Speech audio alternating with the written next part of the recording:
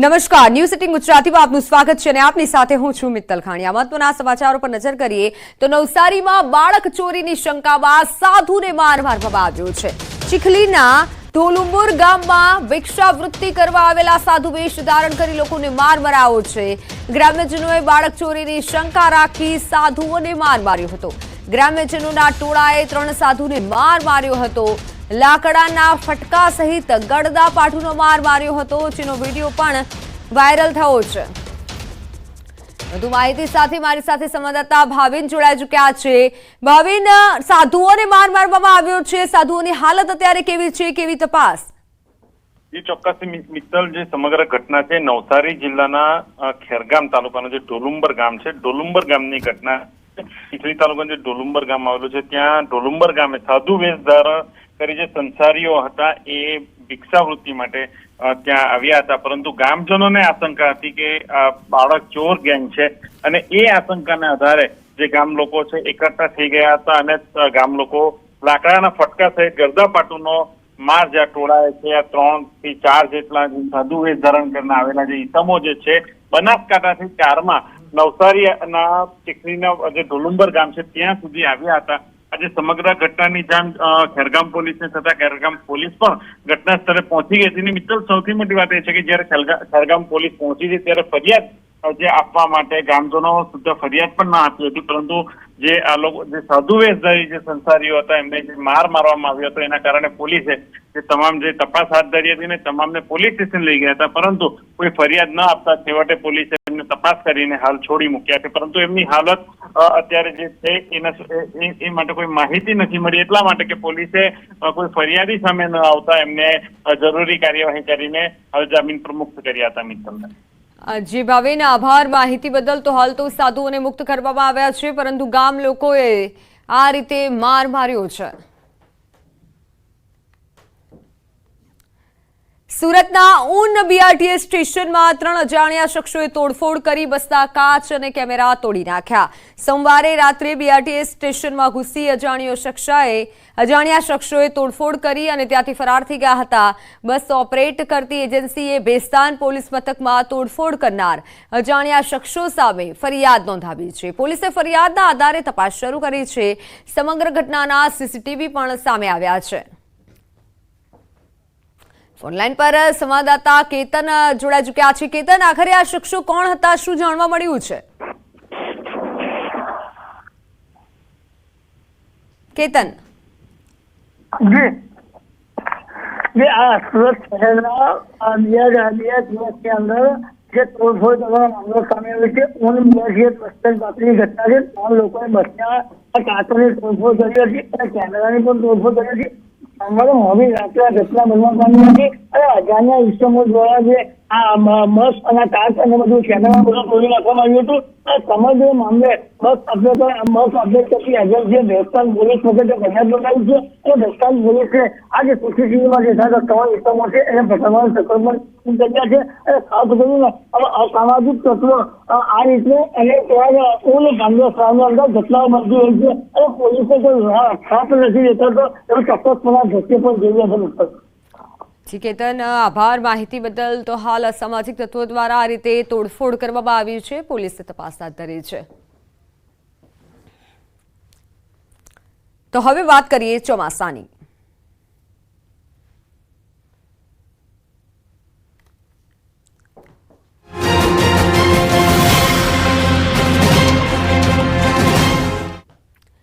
દક્ષિણ ગુજરાતમાં વરસાદી માહોલ યથાવત છે। છેવાડાના વલસાડમાં ગઈકાલથી મેઘમહેર થઈ રહી છે।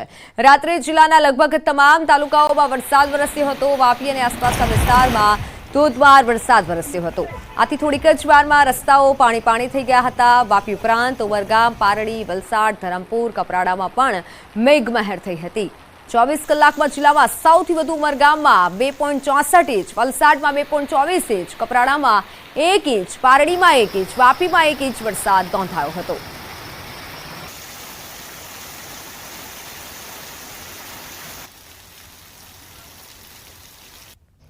વલસાડ જિલ્લામાં વરસાદની હેલી યથાવત છે। સવારથી જિલ્લાના તમામ તાલુકાઓમાં વરસાદ નોંધાયો છે। વલસાડમાં ભારે વરસાદથી રસ્તા પાણી થયા। મોગરવાડી, છીપવાડા ગરનાળામાં પાણી ભરાયું, વાહન ચાલકો અને રાહદારીઓ મુશ્કેલીમાં મુકાયા હતા। આજે પણ જિલ્લામાં ભારે વરસાદની હવામાન વિભાગની આગાહી છે।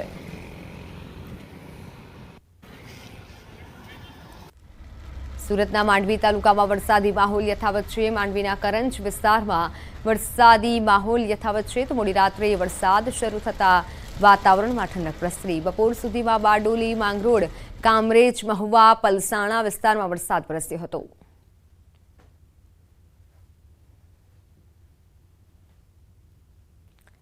પંચમહાલના યાત્રાધામ પાવાગઢના વાતાવરણમાં પલટો આવ્યો। વહેલી સવારથી ગાઢ ધુમ્મસ સાથે આહલાદક વાતાવરણ સર્જાયું। હિલ સ્ટેશન જેવા માહોલ વચ્ચે ભક્તો માતાજીના દર્શન કરી રહ્યા છે। હાલ એક તરફ પંચમહાલ જિલ્લામાં મેઘરાજાનું આગમન નહીં થતા દિવસે કાળઝાળ ગરમી પડી રહી છે તો ગરમીના વાતાવરણ વચ્ચે પાવાગઢ ડુંગર ઉપર ધુમ્મસને લઈને ઠંડકવાળું વાતાવરણ જોવા મળી રહ્યું હતું।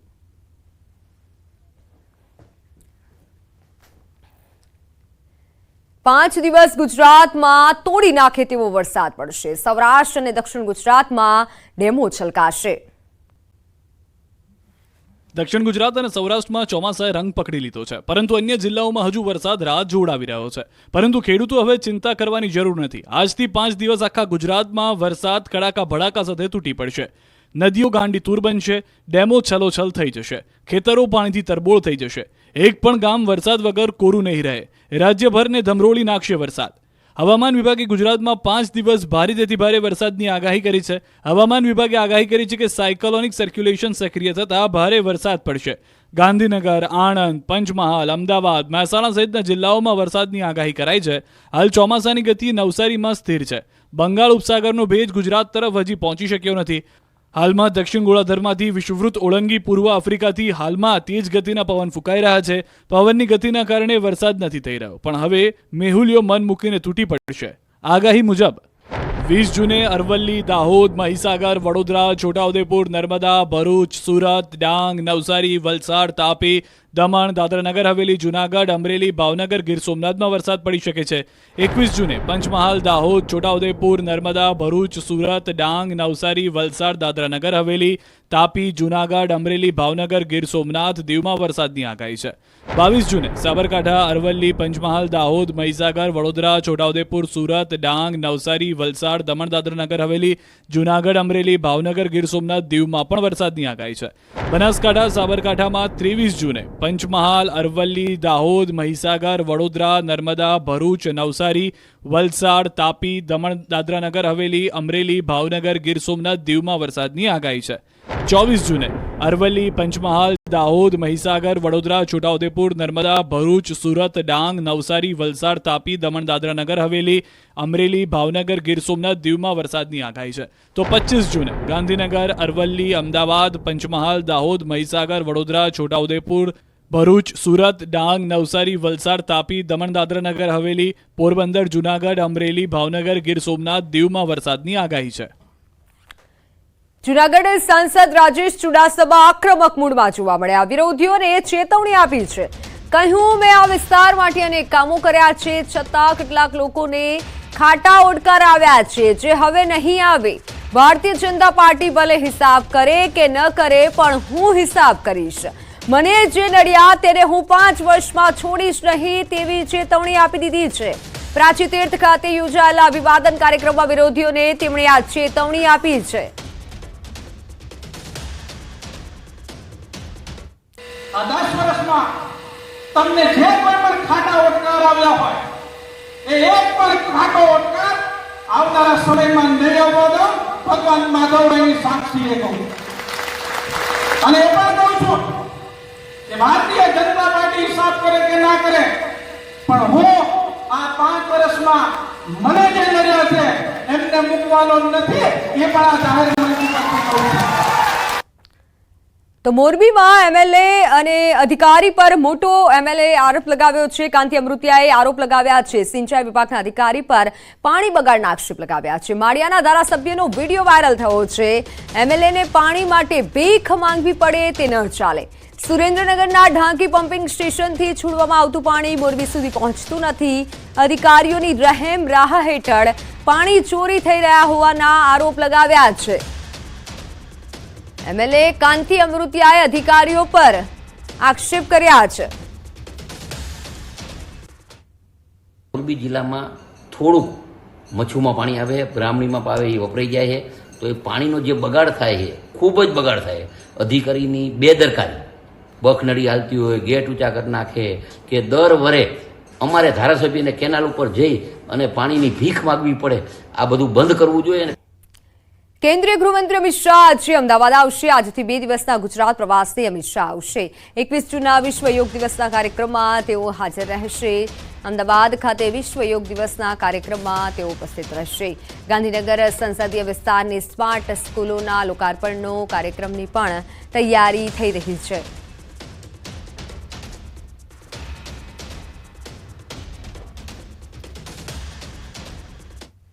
અમદાવાદના ગોમતીપુરમાં જાહેરમાં ખૂની ખેલ ખેલાયો છે. બેની જાહેરમાં હત્યા કરવામાં આવી. ત્રીજો વ્યક્તિ સારવાર હેઠળ છે. ગોમતીપુરના હાથીખાઈ ગાર્ડન પાસે અંગત અદાવતમાં હત્યા થઈ. તલવારના ઘા મારી હત્યા કરવામાં આવી.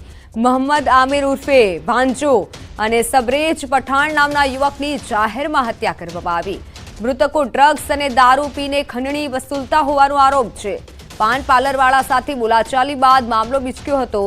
મોડી રાત્રે મૃતક આરોપીને મારવા માટે ખુલ્લી તલવારો સાથે મૃતક આમિર તબરેજ આરોપીને મારવા માટે પાનના પાર્લર પર પહોંચ્યો હતો અને આરોપીના ઘર નજીક જ બોલાચાલી કરી, જ્યાં આરોપી સમીર, કામિલ અને સોહેલે આમિરને હથિયારથી હુમલો કરી તેની હત્યા કરી નાખી. આ કેસમાં ગોમતીપુર પોલીસે એક આરોપીની અટકાયત કરી છે, જ્યારે અન્ય 2ની શોધખોળ ચાલી રહી છે.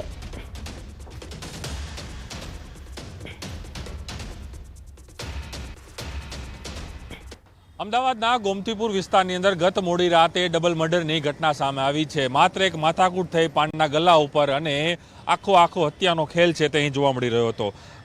ગોમતીપુર વિસ્તારના હાથીખાઈ ગાર્ડન છે તેની પાસેની આ ઘટના છે. બીજું કઈ રીતે લોહલહાણ કરવામાં આવ્યા હતા અને કઈ રીતે હત્યા છે કરવામાં આવી હતી. હત્યા ખાસ કરીને તલવાર અને એવા ઘા માર્યા તેના કારણે તે અહીં જ તેનું મૃત્યુ થયું હતું. જે મોહમ્મદ આમિર ઉર્ફ ભાંજો અને સબરેજ પઠાણની જાહેરમાં હત્યા કરવામાં આવી છે.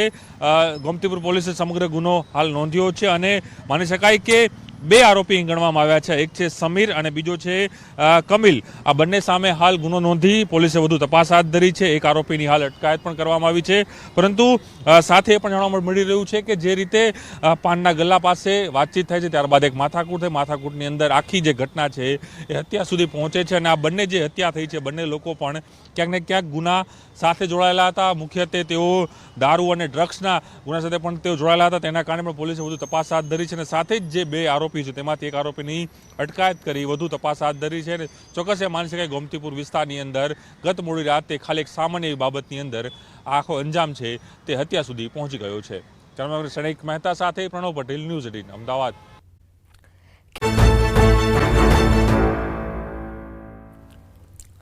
Welcome back. ગીર રક્ષિત વિસ્તારમાંથી ચિત્તલ અને સાબર જેવા તૃણાહારી વન્ય પ્રાણીઓનું બરડા અભયારણ્યમાં સ્થળાંતર કરવામાં આવ્યું છે.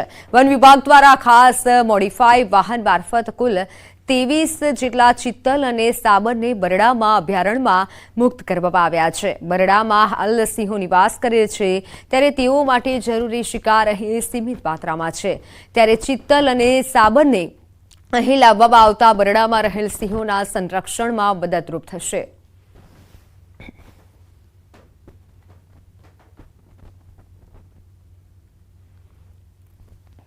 બરડામાં હાલ તો સિંહ વસવાટ કરે છે, પરંતુ હાલ સ્થળાંતર કરવામાં આવ્યું છે ચિત્તલ અને સાબરનું. બરડા ખાતે અભયારણ્યમાં તેઓને સ્થળાંતર કરવામાં આવ્યા છે.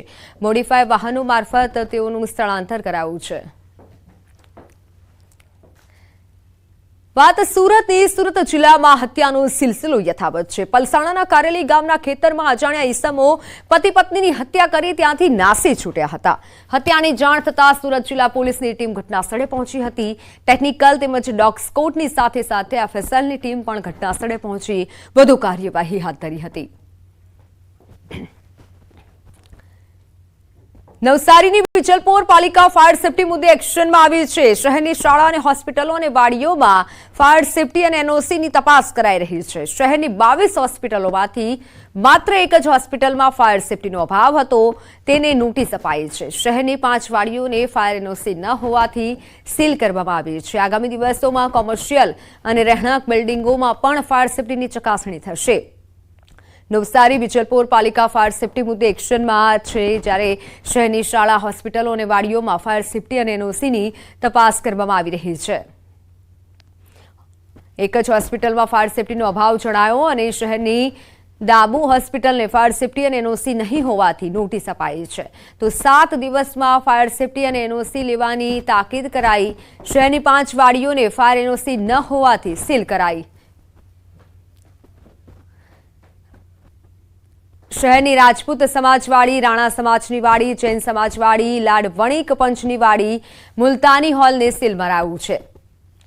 તો આગામી દિવસોમાં કોમર્શિયલ અને રહેણાંક બિલ્ડિંગોમાં પણ ફાયર સેફટી અંગે ચકાસણી શરૂ કરાશે. નવસારી વિજલપોર પાલિકા ફાયર સેફટી મુદ્દે એક્શન મોડમાં છે. શાળા, હોસ્પિટલ સહિતના સ્થળોએ ચેકિંગ હાથ ધરાયું છે. 22 હોસ્પિટલોમાં ફાયર સેફટીનો અભાવ જણાયો. 5 વાડીઓને સીલ કરાઈ.